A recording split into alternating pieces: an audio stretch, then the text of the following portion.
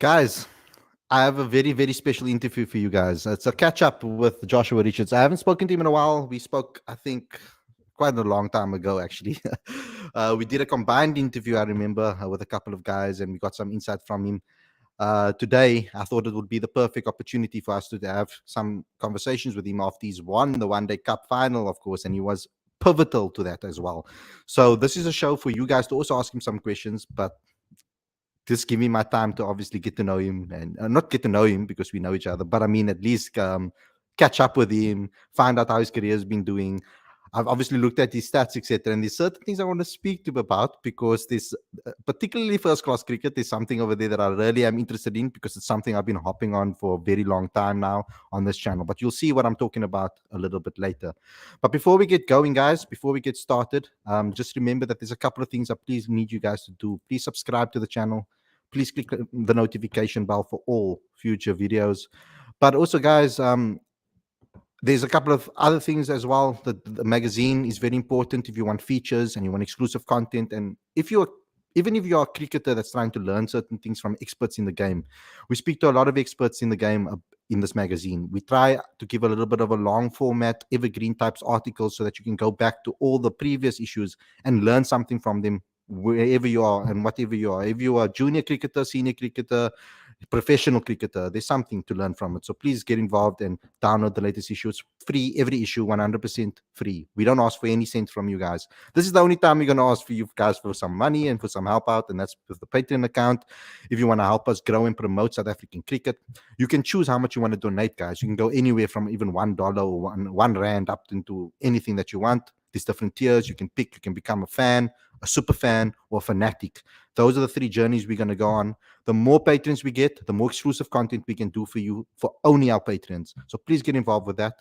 The money that we get from this will also help us grow Cricket Fanatics. So please get involved. But if you can't donate, then maybe you can just maybe tell one other person about the channel and get them to subscribe to the channel. That would be excellent. That's all we need from you guys, just to spread the word.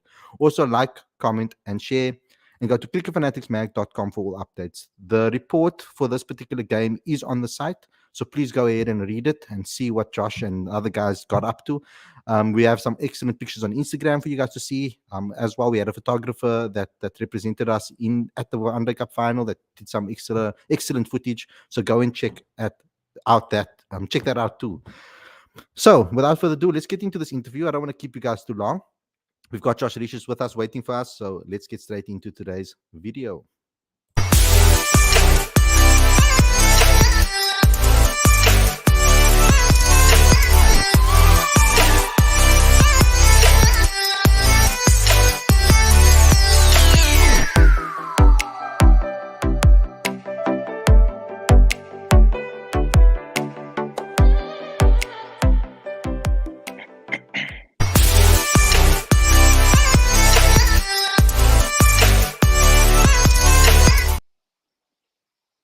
And it was on loop. Hi, guys. Welcome to Cricket Fanatics Magazine.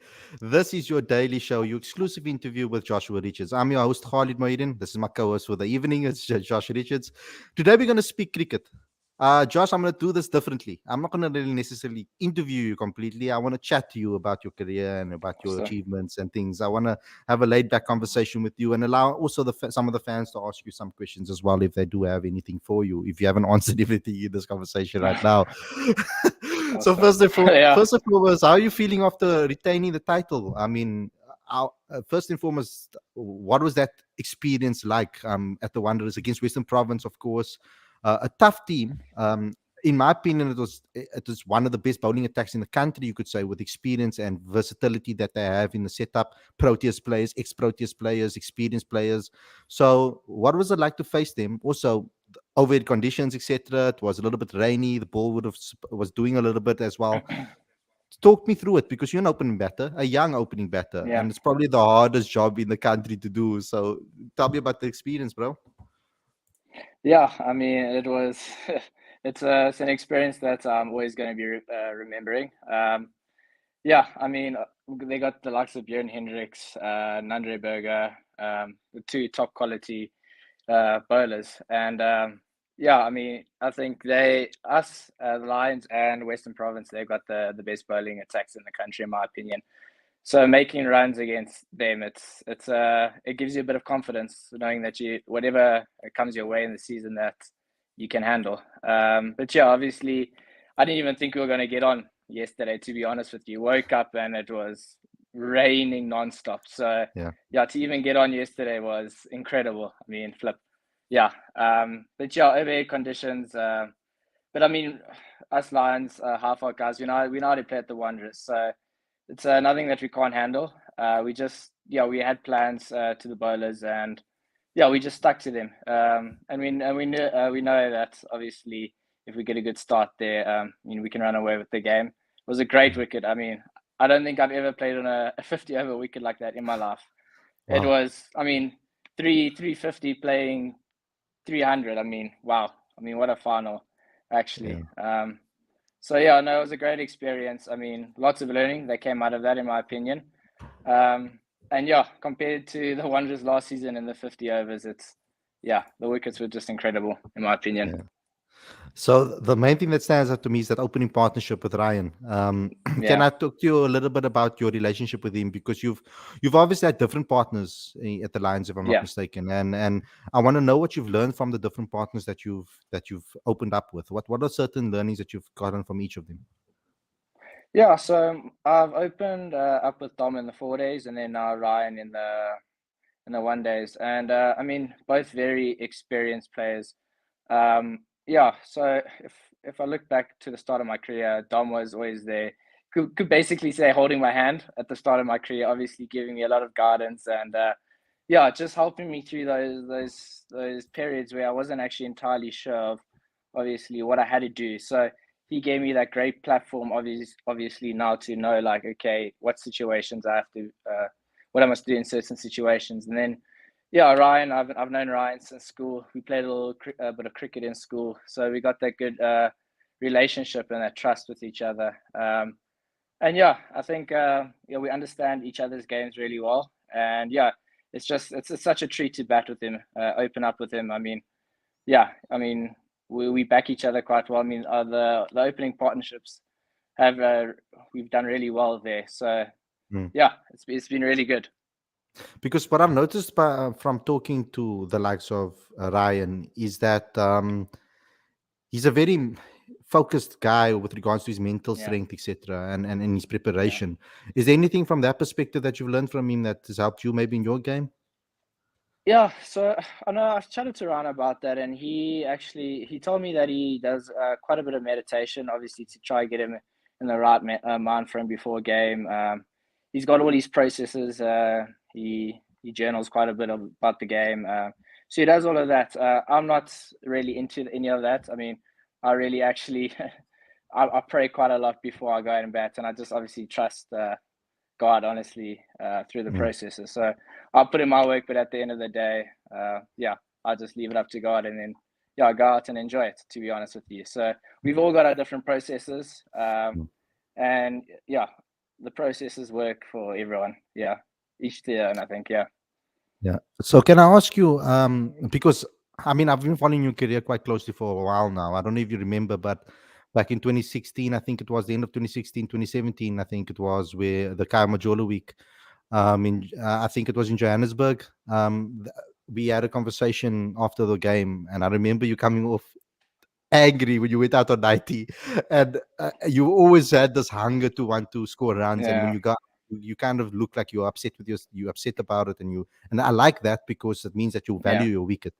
But through your career so far, what have you learned from different coaches about opening the batting? It's such a specific role in a team to open the batting. It's so specific. So what have you learned about opening since you've come into the game? Because your career's gone, I would say, quite quickly. You've transitioned into the Lions team. You've become like a main player in the team. And I see great things for you in the future, which we'll talk about a little later. But what have you learned from that opening positions and opening the batting? From who? What different coaches, etc. What you've learned from different coaches, etc. Yeah. So, I mean, I've had quite a few coaches in my career, from primary school, high school, leading up to franchise cricket, and I'm always asking for their advice. So, I mean, each coach has adds quite a lot of value into into my game, and then obviously whatever I don't think that's the right for my game, I kind of could say disregard, you could say. But anything that Yeah. I truly believe that's gonna add value, I really stick to that, and I give it a shot. And I mean, Wandy Gwabu, the head coach of the Lions, yeah, Mm-hmm. I've got a good relationship with him. He's taken me since grade 11, my first coach week. So obviously, a good relationship with him. That's a very important thing with a bat, in my opinion, because yeah, ultimately the coach knows you as a player, knows what's working for you. So yeah, I yeah, I speak to him quite a bit. Obviously, Mike Smith now, the new batting coach of the Mm-hmm. Lions. Yeah, he's gained my trust now, obviously with the bat, and yeah, I've obviously asked him quite a few questions. So I think those two, especially in the last few years, or Wandy in the last few years, and now Mike, has obviously added quite a lot of value. Obviously, in school there have been coaches that have added value, but I think those two specifically Mm. now that have really Yeah. helped me progress. So I'm gonna try to get into your mind and Yeah, try to learn some things from you, and maybe we can give some insight into what was spoken about with Wandile and the crew and the coaching crew, because yeah, defending a title in world sport, it doesn't matter what sport it is, defending a title is probably the yeah, hardest thing to do. So what yeah, was the conversations amongst you guys as a group and from the coaching yeah, staff? yeah. So basically, the day before the game, we had our team chat. Obviously, spoke about the Western Province team, and basically what the coaches said is. We're going out there to play for the fans. I mean, we've gotten this far. We've played extremely well, but we're going out there and we're not playing for ourselves. We're playing for the fans.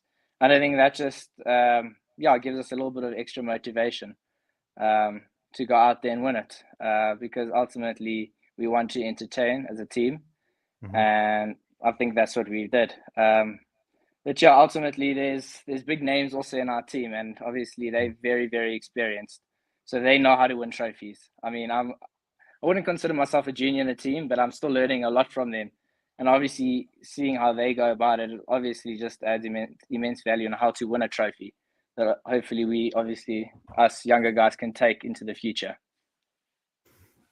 So what I want to ask you next is, when I went through your stats, I want to talk about first class cricket specifically. And I've been hopping on for the last, probably the last year or so. Could have been probably the last 6 months to a year, about conversion rates in first class cricket Mm, and the importance of that when it comes to selection for the national team. I think that should yeah, override anything else, that over experience and over everything else, in my opinion. Your conversion rate in first class cricket is ridiculous. yeah, So I want to talk to you about that. Has that ever crossed your mind? I mean, how do you go on to get, convert so consistently? What is your method? I've spoken to Tony, I've spoken to yeah, Aiden, I've spoken to so many guys about yeah, converting, and some of them have different methods. I mean, Ashwell Prince, for example, says that he likes to not look at the milestone itself as the 100, but look past it, like 120, 130, yeah, and then try to aim for that because it puts the milestone out of his head. Whereas Aiden and Tony said something a little bit mingled. I mean, Tony's a little bit between the two, but Aiden speaks about batting time, 30 minutes, yeah. 20 40 minutes, 50 minutes. What is your method when it Mm. comes to scoring big and converting? Yeah, so for me, there's two things. First of all, I hate watching cricket. I enjoy playing it, but I hate watching it from the sidelines. So that's a lot of motivation to not go out. And then also, yeah, it's for me more on the batting of the time. So how I go about it is I try to face as many balls as possible, because I know for myself if I face a minimum of 120 balls, I'm gonna have a 50, and then if I face another 80 to 100 balls, I know I'm gonna have 100. So I'm not looking for runs, to be honest with you. I'm Time. good shot selection, and I'm trying to bat time, and I'm trying to bat balls. And ultimately the runs are just going to continue to flow like that. Mm. Yeah, ultimately first class cricket and test cricket, it's for me it's about batting time. The longer you bat, the easier it gets, and the more runs you make. You're Yeah. not in a rush for anything. So yeah, Yeah. it's just about being out in the middle for me. Yeah. But the crazy thing is, you're only 24. So when did you learn this? Yeah, no. So yeah, I'm very fortunate. I'm very fortunate to obviously have had the likes of Dom Hendricks opening with me at such a young age. Because he's also he loves batting time, so he actually instilled that into me. Because you'll go there, you'll make a nice 80 or whatever, and you'll go out, and the next guy will go in and make 120, 130, and you're sitting there thinking, flip, these are my runs, actually. Yeah. Yeah. So yeah, I mean, it's I learned the hard way very quickly, which I'm grateful for. And then also someone like Prasanna, our video analyst. I mean, he's Ah. been around the world. Yeah, he's the best in the business in my opinion. So someone like that, chatting to him, got him very close to him as well the last 2 years. That just helps a lot. But yeah, this game is about learning very quickly. I think if you don't learn quickly, you're going to get left behind, in my opinion. Mm-hmm. That's excellent. And from Prasanna's perspective, because we've done a couple of interviews with Prasanna, where he's given us some insight into the national team, into domestic cricket, etc. Yeah, Ungama's actually built a very good relationship. One of our writers, he's built a very good relationship now with Prasanna. What makes him so special, in your opinion? And what sort of advice does he give you? What does a video analysis? How do they help you with your batting? Like, because there are some places that don't really have one, and why do you think yeah, it's so important to have one? yeah. So yeah, Prasanna.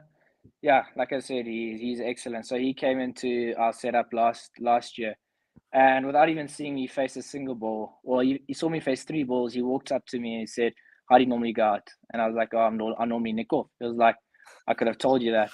Wow. You're standing too, yeah, you're too low. You're too low in your stance.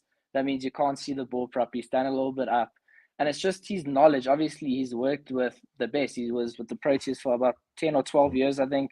He's been in the RPL. He's been in the Dubai T10 League. So he's seen it all.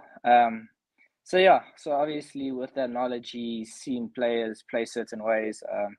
So that obviously it's tremendous help. And then also, yeah, I mean, he gives us stats like he'll tell us at this ground, the winning score is 270, but he'll tell us, okay, how are we going to get there? We're going to break it up in phases. And in the first phase, you'll get this. Second phase, you'll get this.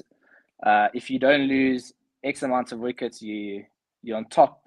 So he breaks the game down, and I think as a cricketer, sometimes you get a little bit foggy in your mind. Mm-hmm. Obviously, looking at the scoreboard and like flip, okay, we need to go 8 and over now, but okay, how are we going to get there? But he breaks it down and he just makes it very simple. So having someone like that just makes the game a little bit more simple, you could say. Mm-hmm.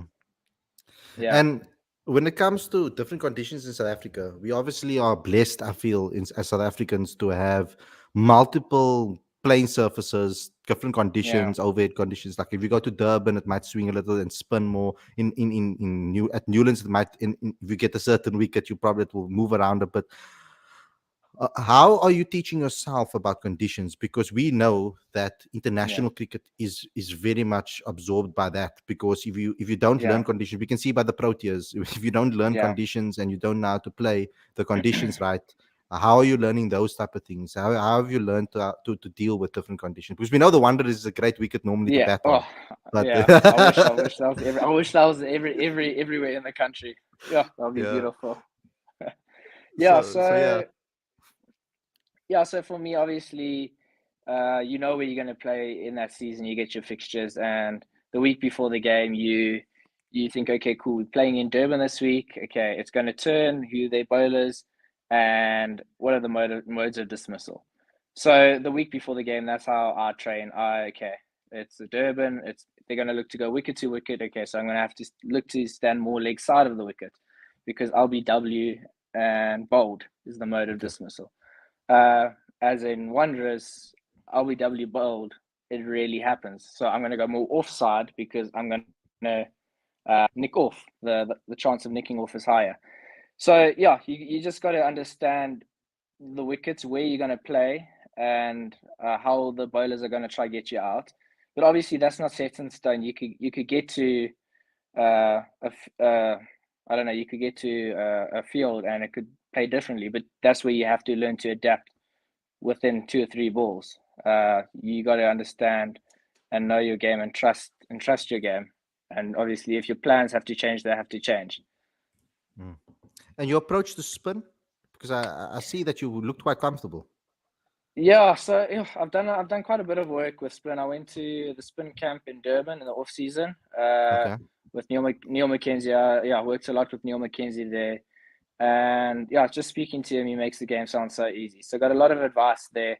I wasn't always comfortable with spin, to be honest. I felt like that was last season. That was my weakness. Yeah. Yeah, I didn't feel too comfortable, but working a lot there. Yeah, I've gotten a little bit more comfortable, and I got good plans. I think. Uh, to the different types of spinners. I know for like a left armer, they're going to look to hit my pads, LBW bowl. So I look to stand a little bit more leg side. I know for an Oh, off spinner, I go on the off side, obviously try to hit your long on and even try and sometimes stand outside off because then you're covering all your stumps and it makes it a little bit more challenging for an off spinner to mm. bowl. Yeah, and obviously trying to manipulate the field. I'm not very much big on the sweep, but yeah, I like to try and manipulate. I like to try play to my strengths, and yeah, And Neil, I heard from Ryan as well. Ryan said to me that he went to Neil before. I can't remember exactly when it was to be fair, but he went to Neil for some extra help to help out. yeah, What is Neil's approach with regards to batting, coaching, etc. Like as a lead? I know he's a batting lead in South Africa. So what sort yeah, of things does he? What makes him special?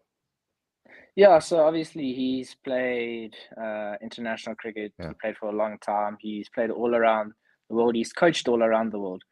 Um, but also he understands plays. He knows every play is different, and for certain things are going to work for each player. I mean, it's yeah, batting's not one dimensional. There's so many things that go with it. So yeah, obviously, what works for me is not going to work for Ryan, and he can see that very quickly. And he just wants his players to keep it as simple as possible. You could say.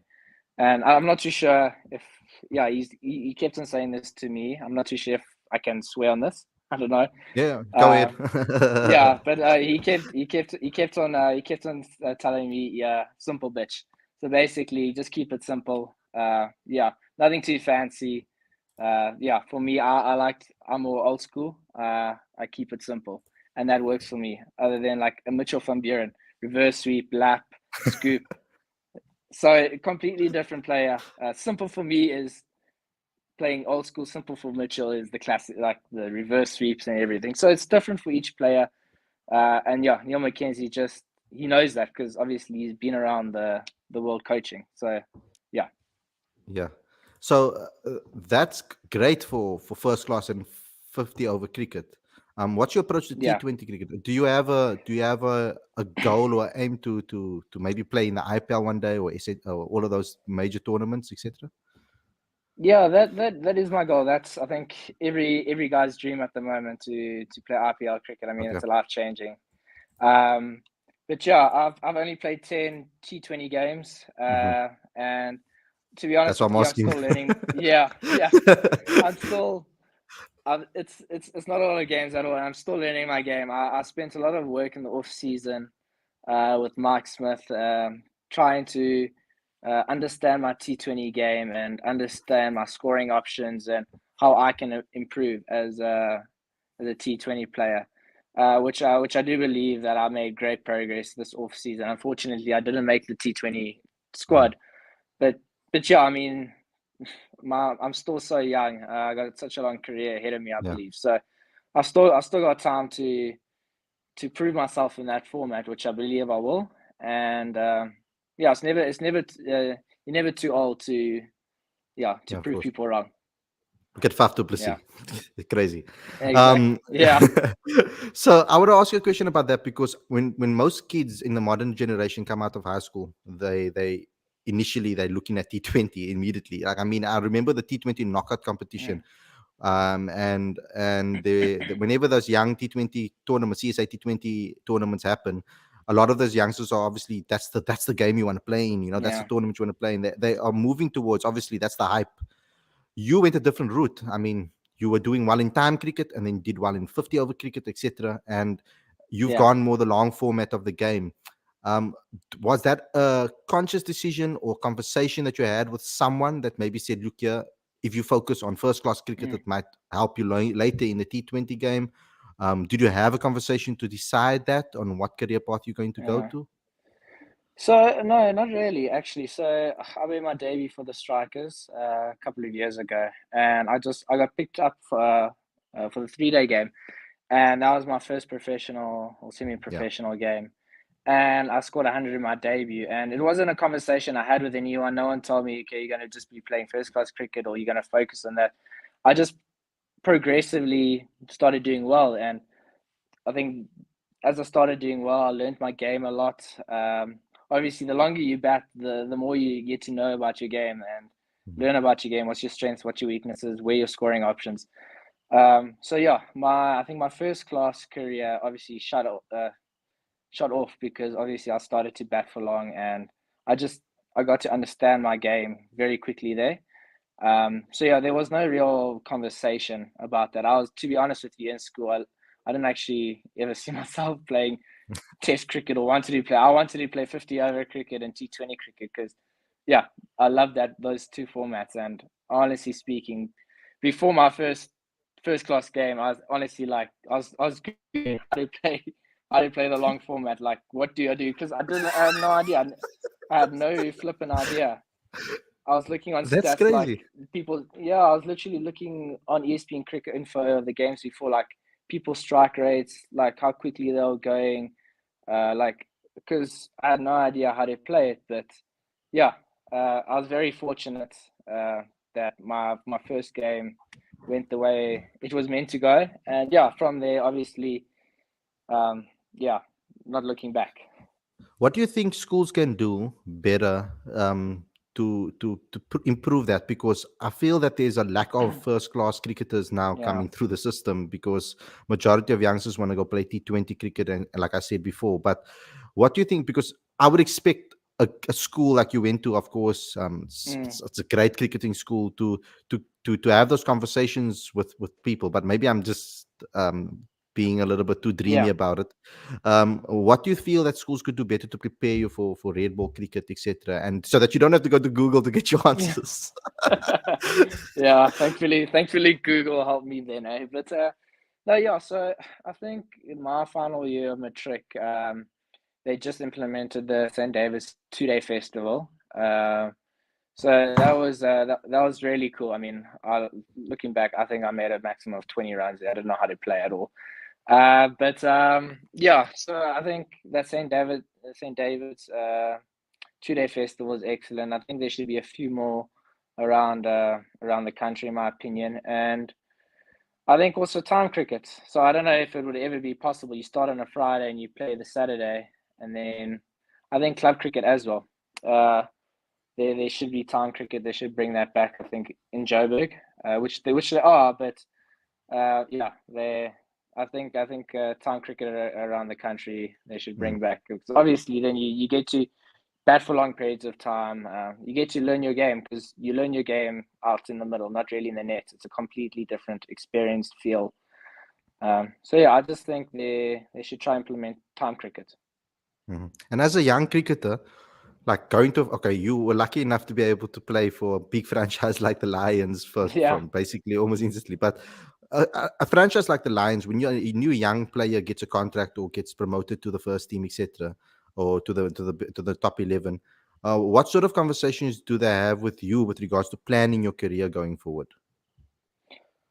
So there actually isn't much planning, obviously. So if I think about it, in my first season there, I was playing for the Strikers, and I got a call up, and I ended up just playing that season, and then I was fortunate enough to get a contract. So they believed in me, and ever since I've obviously had chats with the coach, and I think then it's up to you, obviously, in your PDPs before the season, or even just have a good relationship to with the coach, and just ask him, obviously, where he sees you within the franchise, what's his goals and his expectations of me as a player, and yeah, if he sees me long term, and obviously just have that open and honest conversation. And I think that has to come from the player. Yeah, I think if you do that, the coach will be honest with you, which Wandy has been honest with me. So yeah. And with regards to the next step, and Yeah. international call-ups, SAA, etc., etc. Yeah. How many conversations have you had with Vic yet? 0. Okay. Okay, 0. so Yeah. I you're got waiting for a. that call It's still. funny. Yeah, funny enough, I got a message from him today. He was like, "Please call me ASAP." So I got a little bit nervous, and then he called me and he was like, "Are you available to play in a warm-up T20 games next week for the SA20?" I was like, oh, "Flip! I thought it was going to be something better than that." Well, that's a start. At least you're now on his radar. Yeah, That's important. yeah, I'm it's a gonna be start. pushing It's a you, bro. start. I'm gonna be pushing you because if I believe what I believe, and I believe that conversion rates are important, and if that Yeah, is what I think is the reality of life and how we're going to improve South African cricket, because I'm of the belief if you're not converting in domestic cricket, scoring big hundreds domestic yeah, cricket, or converting, how do you expect to convert against Mitchell Stark or Stuart Broad when there's yeah, 4 world-class bowlers in favorable yeah, conditions for them coming at you? So yeah. and are those, is that spoken about to you guys, conversion rates? Is that ever spoken to you? Does anybody ever tell you Um, that? Yeah, so I think it's as a batter, well, for me, it's quite a proudful thing. I want more hundreds than fifties. That's me. I look at my, I look at my average quite a bit, and it's very proudful because stats don't lie, honestly speaking. So it's spoken, it's spoken amongst the players to each other, and then also before the season, we always chat about how many hundreds do you want, and it's kind of a battle between bat and ball. We want to try to be better than the bowlers, and the bowlers want to try to be better than us. So we're always trying to bat, always trying to who's getting more fivers, who's getting more hundreds. So it's a healthy competition, Mm. and yeah, I think ultimately the team that's scoring the most hundreds and the team that's taking the most fivers wins. So Mhm. Yeah. And when it comes to being playing overseas, maybe some county cricket, club cricket in England. I mean, I know you played for yeah, in England for East Under 19. What yeah. did you experience from England, for example, and the conditions there? But also, do you have plans of maybe in the off season going ahead and going to play some cricket overseas somewhere? Yeah, so I am going to play some club cricket this coming off season. Going to go to Okay, Kent, just play some club nice. cricket there for Team Bromley Cricket Club. Yeah, and just obviously get to know the conditions. I would love to play county cricket. That's probably one of my dreams. To play season there, come back, play season. Yeah, but yeah, that will come when it's meant to. But yeah, I mean, I have learnt a lot every time I go out to the UK to play cricket. I mean, different type of bowlers, different type of ball, different type of conditions. Yeah, you learn a lot about yourself when you're there. What are the things that makes it different? Besides the conditions now and everything, what else makes it different to South Africa? The standard, etc., and the cricket, etc. Yeah, so if I've only ever I played club cricket there, and every time I go there, I mean, you get you get a guy bowling 110 kilometers an hour, swinging it both ways. They got a ring field, and you can't hit it through them because the field's flipping thick. It's not the wonder. It's where you can block it for four.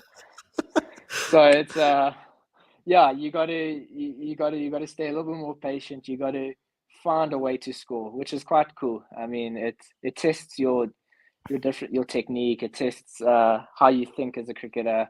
You also got to change. You got to change the way you bat. I mean, obviously in the half odds you stand nice and upright.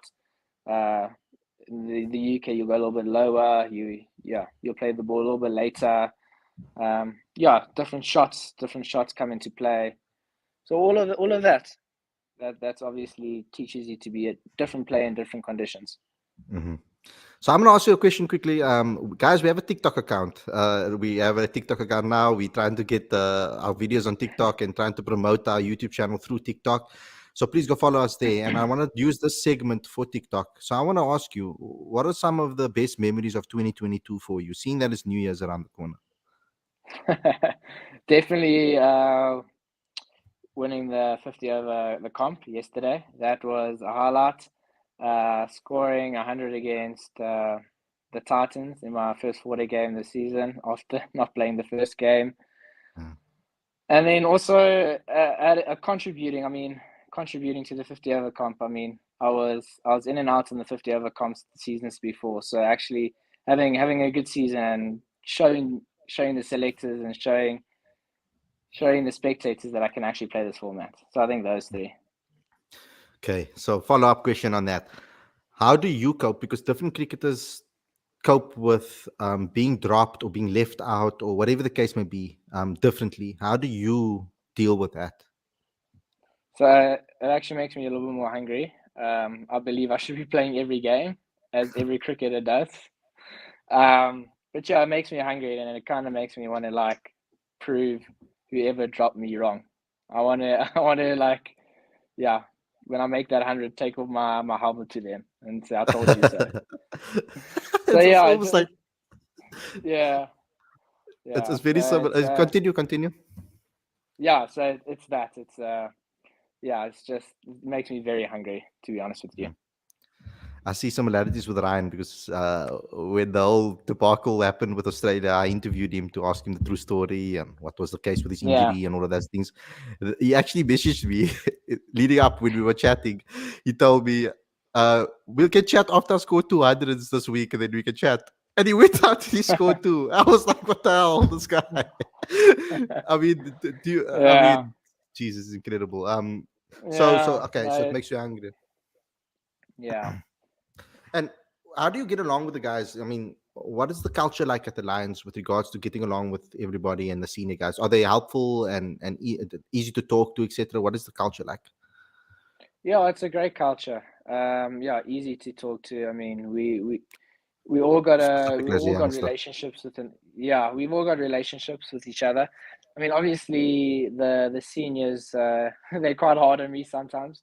I think it's because they're not soft. I mean, someone like Malusi Suboto, I mean, he's tough as nails. He gives me the most crap in the team. But I think it's because obviously he expects a lot, and which rightfully so. He's been around. He's seen excellent players. So yeah, I mean, it's a professional environment, but it's also good relationships. I mean, you have a lot of banter, a lot of laughs. But when it comes down to working and putting the performances in, I mean, you got to do it.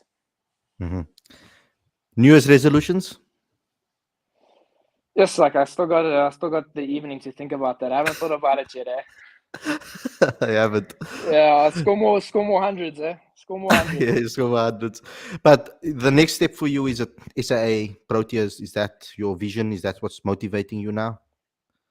Yeah, that's the end goal, to be honest with you. But yeah, I think if I just focus on the short-term goals in this season, that's going to eventually come. I mean, if I focus on scoring those hundreds and getting those not outs, the long-term goal, obviously, of playing for the Proteas, that will come in its own time. Yeah, I just need to focus on the now. And what because cricketers are obviously a professional sportsman, etc., earning money from sport. Lifestyle wise, how do you fit it all in? Like, cricket's a long game. It's 8 hours, whatever, 4 hours. So how do you fit your life in? What type of person are you away from the game?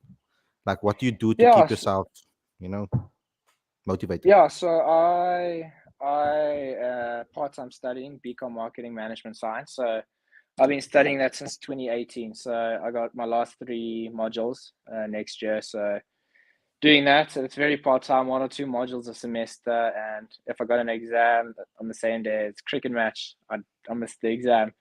So yeah, and that takes a lot of my time, the studying, and then obviously I tend to play a lot of golf.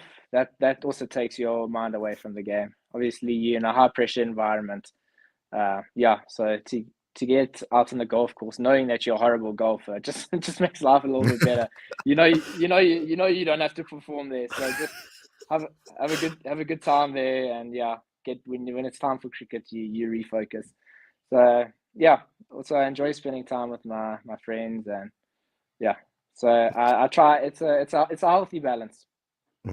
do you keep a close group of close group of friends that you trust and you can maybe confide in, or are you a guy that's maybe more sociable, that has a couple of people that you have, or a lot of people that you maybe just talk to about different things, or do you have a close knit of people, Yes. support team? So yeah. So I got a close support team. I mean, a small group of people that I trust. Obviously, I go to advice outside of cricket, and then yeah, inside of cricket, I go to my dad. To be honest with you, I go to him a lot for the Because- for the advice. Yeah, for the advice of the cricket. But outside of cricket, I got obviously a few close friends and a few people that I trust, obviously, to give me the advice. Yeah. So, Stuart, I asked this question already. So, if you want to throw another question in the chat, I would like that. I answered the question already. So yeah, I mean, tell me a little bit about your dad. I mean, the influence in your life, etc. I mean, watching him, etc. Yeah, Just tell me a little bit about him. uh, yeah, His influence on flipping your out. life. He's been with me in my career from when I started cricket.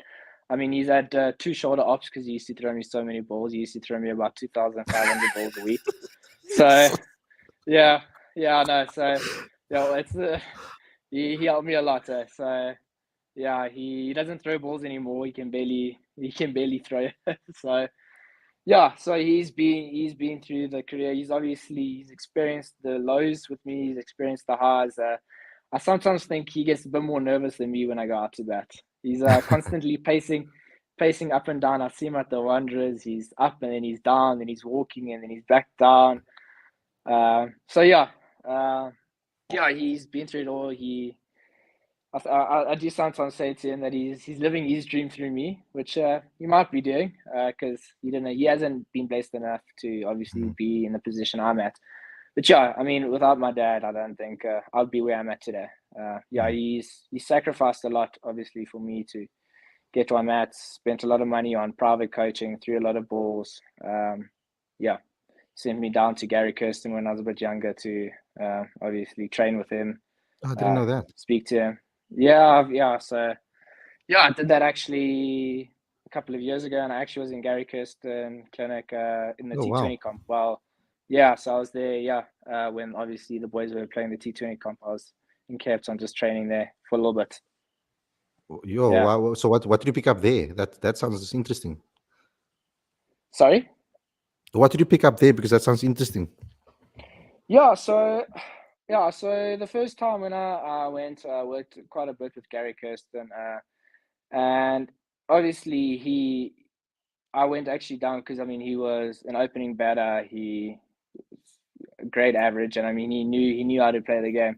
Obviously, coached around the world, so it was just me going down there trying to pick his brain, trying to understand how to be the best player I could possibly be, where I can improve my game, and it was specifically actually for the longer format. This was after my first year with the Strikers. So yeah, I learned quite a lot from him there, and then I went down during the T20 comp, and it was a blessing in disguise. I worked with putters, Oh, and wow. yeah, we worked on a lot of four day batting and 50 over batting, and working on game plans, how to face spin, shot selection, plans against certain bowlers.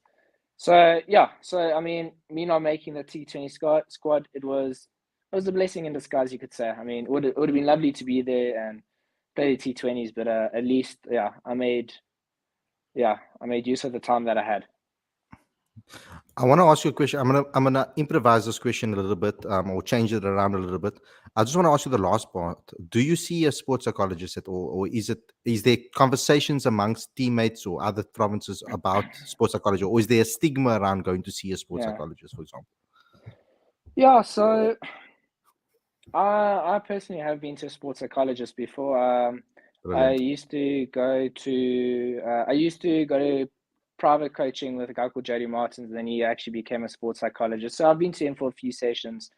I've actually also been to just a normal psychologist just to chat about the game because obviously with the pressures there are, I mean, it does obviously sometimes overwhelm you. So I've done that before, and actually I've read. I read quite a bit of. I've read a book that's helped me as well. So I've done a What's the little bit book? of everything. It's a Christian book. It's just called "Don't Let the Enemy Have a Seat at Your Table," and it's just Okay. basically, yeah, just speaking about your negative thoughts, yeah, and how to overcome that, and also, um, flipping out, can't remember that very well-known mental coach. Forgot his name now. Okay. He, Not Inman. I can't remember. Sorry? Not Inman.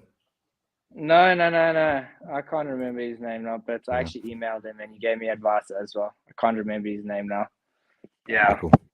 But yeah, so I've done a little bit of everything. And it's worked for me. Cool. That's excellent. I'm glad that you're doing that. That shows a lot of maturity, to be honest, because I think that sports psychology is so important to our game. I think it's one of the Yeah. aspects that we lack in the national team that we really, really need, because the pressures, you fail more than you succeed, unless you Joshua Richards, but you fail more than you succeed when it comes to Uh, cricket. But in general, so uh, yeah, I like that. I respect that. uh, Josh, thanks a lot for coming on the show and giving me your insight. It's been incredible to talk to you. I would love to chat to you again sometime. I hope you have yeah. a great new As well. year and a Thank great you. festive season. And good luck for the rest of your career and the season. I will speak to you obviously not only at the end of the year. I will speak to you again soon, but good luck for the rest of your Yeah, career. yeah. When I make that, when I get that call up, definitely. Oh, 100%. I want to be first, eh? Definitely, yeah. Just have to message me and Yeah. I'll be on it. Okay, excellent, Josh. Enjoy the rest of your evening, bro. Awesome. Thank you for giving me the Yeah, opportunity to you talk to too. you. I'll chat to you Awesome, soon, man. bro. Cheers. Thank you. Happy New Year. Cheers. Bye. See you too. Bye. Okay, guys, thanks a lot for tuning in and listening to this conversation. I mean, I learned a hell of a lot from this, and I think it's excellent. To all of you guys out there, thanks for tuning in. Josh, thanks a lot for coming on the show as well. Download the latest issue of Cricket Fanatics magazine monthly. Become a patron today to help us grow and promote South African cricket. Like, comment, share, subscribe. Go to cricketfanaticsmag.com for all your updates. And please, if you don't want to get involved with the Patreon account, please tell people about our channel. Let's spread the word. So thanks a lot for watching, and I'll see you guys very, very soon. Take care, everybody, and enjoy your new year. We'll see you very soon. We'll do a show where we can have a nice catch up after New Year's. I'm going to spend some time with my family tomorrow. So obviously it's Saturday, and I don't normally do a show on Saturday. So maybe Sunday evening we will have a nice chat. Thanks a lot, everybody, and I'll see you guys very, very soon. Clip up this show. If you see anything that you've seen that you liked, clip it up, put it on social media, tag us, please, on social media so that people know it's from Cricket Fanatics Magazine and spread the word. Thanks, everybody. Peace out. Happy New Year.